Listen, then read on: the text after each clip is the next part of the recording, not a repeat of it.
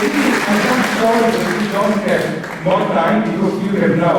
Your body needs to settle, I think, you know.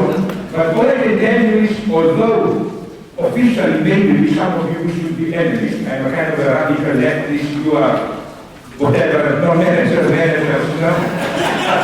Nonetheless, we know that Lenin said that the most you can learn is from an enemy. Now, so to conclude, you know, this beautiful English phrase when you say you have a friend, but it's such a clumsy, stupid friend that he does you he hurts you more than helps. He said, you take with a friend like this who needs enemies. No? All I can say to you is the opposite. With enemies like you who needs friends.